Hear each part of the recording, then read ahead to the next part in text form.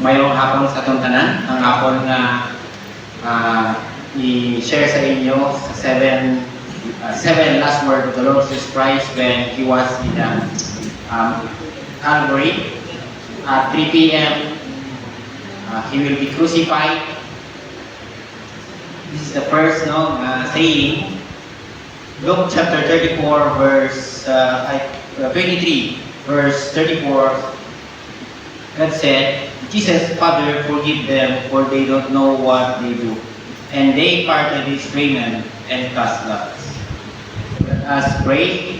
Lord, salamat sa inyong oras ang ginhatag mo, nga makayumdum kami sa inyong saving 7 last words. We pray, Lord, that you will give us the knowledge and the wisdom and the understanding and the passion. And also, Lord, the truly heart and a faithful service and worship for this afternoon. And give us the correct focus also.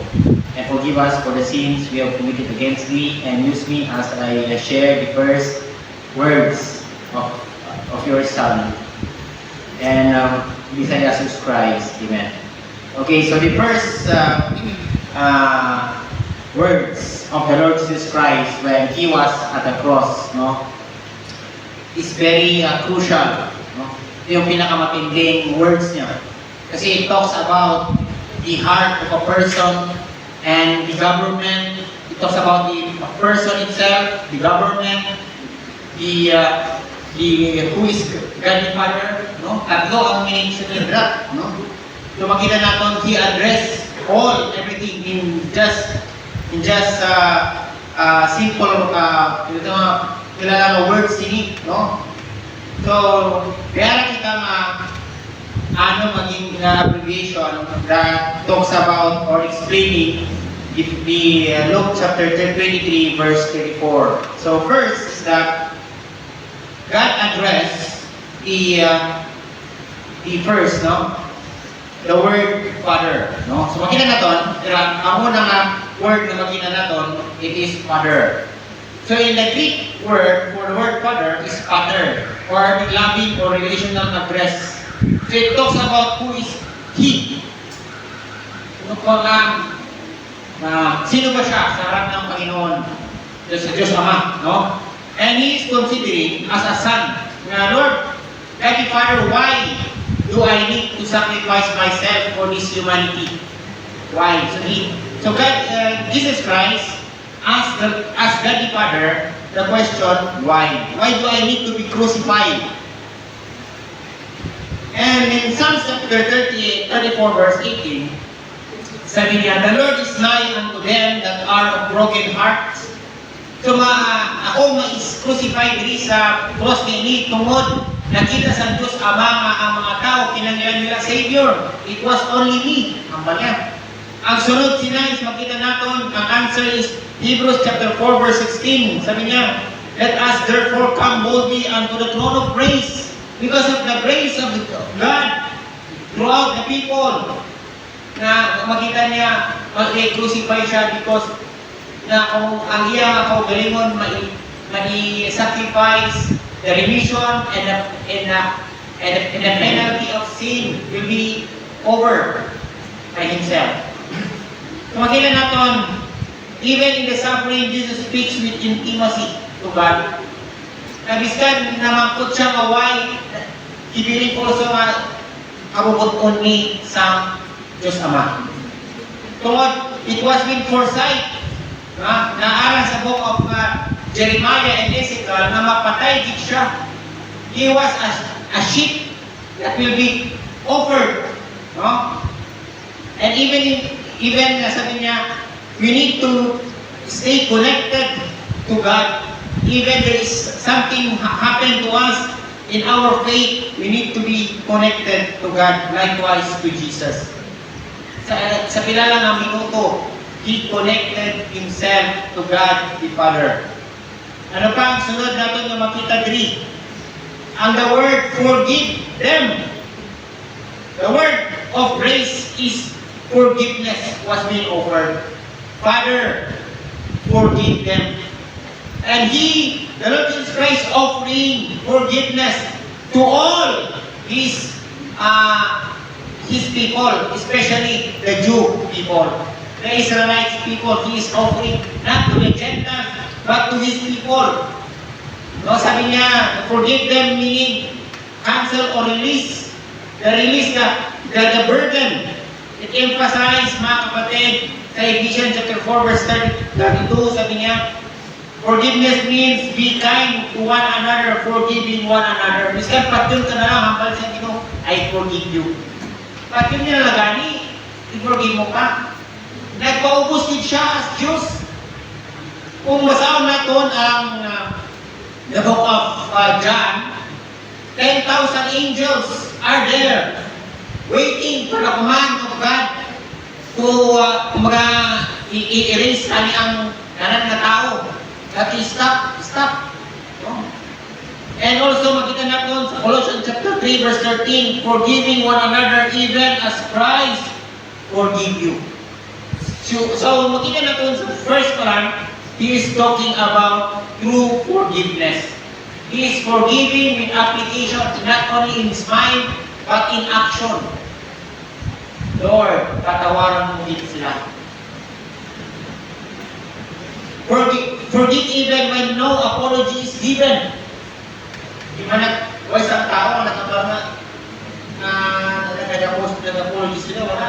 Ang gusto sa mga tao, crucify him. No? They mock the Lord Jesus Christ.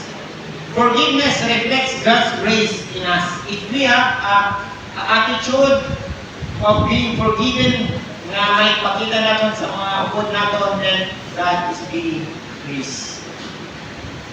Katatlo, makita natin ang reason na ginambal ni Jesus ay, Father, forgive them because they don't know the reason of what they do. It is the ignorance of sin. The ignorance of sin. The word forgive, for they know what they do, is talks about the pausido. Sa Greek is, ang pausido or the origin of everything, sin. Remember that Adam commit the first sin, no? Then, napatong-patong na kasi ang ginapasok niya, hindi nagsasala si Adam. Pero tapos na yun. In practical application, the sin was being imputed to us. No? As one man entered into the world, there is what we call sin already. No? In Acts chapter 3, verse 17, sabi niya, I want that through ignorance ye did it. Oh. Pagka-ignorante daw naton ang sala ang nabalaan na aral na nito. Nahimo na naton, pero ang isip naton, wala kita nakahimo sa sala. In the first place, everything that we do that is not perfect, it is sin against God. Everything we got, 99% mark, we already commit sin because we miss 1% of that. Sabi niya, 1 Timothy chapter 1 verse 13, I obtained mercy because I did it ignorantly. Even Timothy, no, even Paul, they commit sin against God because ang isip nila, correct kung ginhimo nila. Pero in the last phrase, naman ni Apostle Pablo, I am ignorant. Kung sa batas natin, ignorance of the law, it says no one in the sight of God, ignorance of sin is not excuse. In the book of Amos, as I read itong kahapon, in Amos chapter 4 verse 13, it talks about ignorance.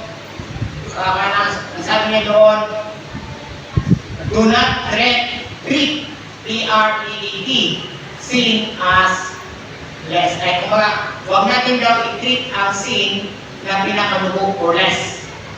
We need to treat sin in a higher form. Yun yung sinabi ni Amos. Yung sinabi na huwag natin bigyan ng pinakalubo na standard ng sin. Kundi sa taas dapat. Kasi yun yung kumipigil sa atin para makapag-worship kay God. No? Mercy grows when we understand human weakness. So number 4 na makita natin diri, it was the model. Christ's example. Sabi niya, Father, and Jesus said, Father, forgive them for they don't know what they do. It talks about Christ's model. In Jesus practices for 33 and a half years what he preached. Preaching forgiveness, is the kingdom of God, the forgiveness, and also mga kapatid, the salvation. Because, and also the love. Kasi in New Testament, wala man ang ginamambal yan. Love thy father as love thyself, and love thy so first, sa Diyos at sa tao ulit. Ano na? But he always stand for what he preached. Matthew chapter 5 verse 44, love your enemies, pray for them, love. 1 Peter chapter 2 verse 23, mga kapatid, sabi niya, when he was revived or revealed not again, it talks about the future kingdom. This kan, mapatay din siya, because kasi ipatay mo natin sa mga tao, he knows that there is always a true resurrection. Pag naman hinalawas, mga sa ito, kay katatlong adlaw, pabuhi manig yapon. Remember, nag-start ang penitence of the Lord Jesus Christ exactly 9 o'clock, no?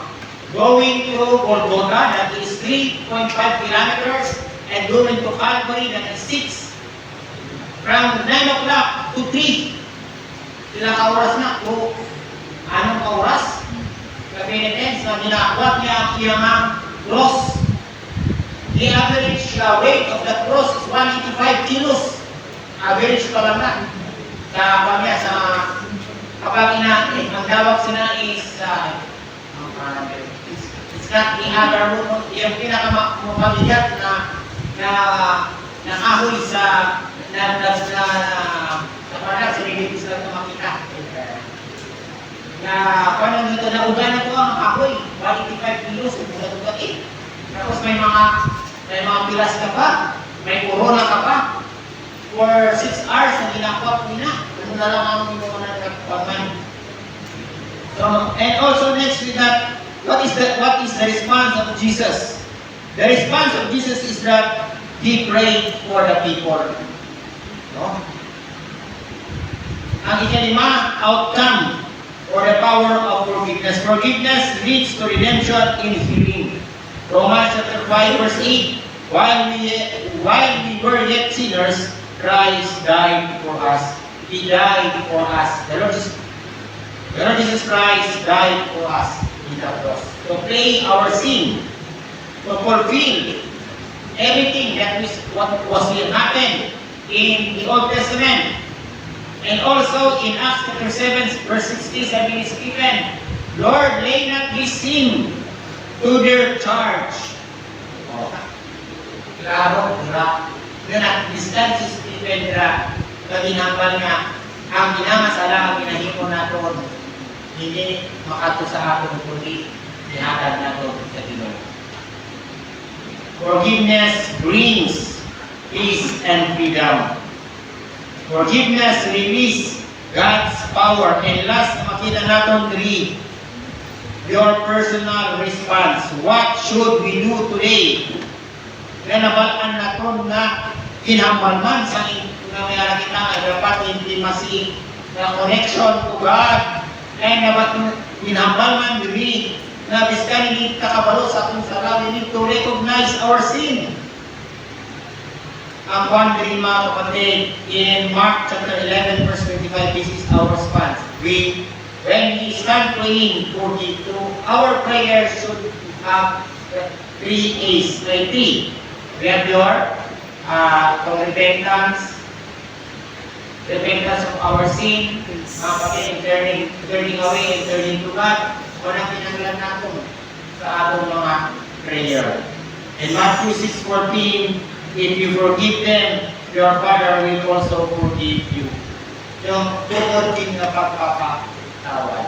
Hindi kita makabukon kung kaya na pag kita ginaba nila akwat na burden. Ang Ginoo nakabukon tungod sa iya nga nakita nga, tungod sa inyong kung sakripisyo ang kamatawan masin.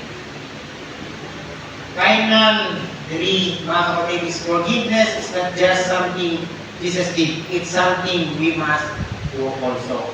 Amo na ang first nga, Father, forgive them for they don't know what they do. So makita na to, they parted his raiment and cast us in love. So, pinupuan pa rin nila, tinanggal ang mga bayo niya. Ano na lang ang saklong niya? At nagpaubos pagit si Kristo. Sa nanaw na tako sa iya sa cross, sa ginang oras, lapit na mag-alas 3. Nagpaubos pagit siya. Ginpaubos niya ang kanyang mga kaugalingon.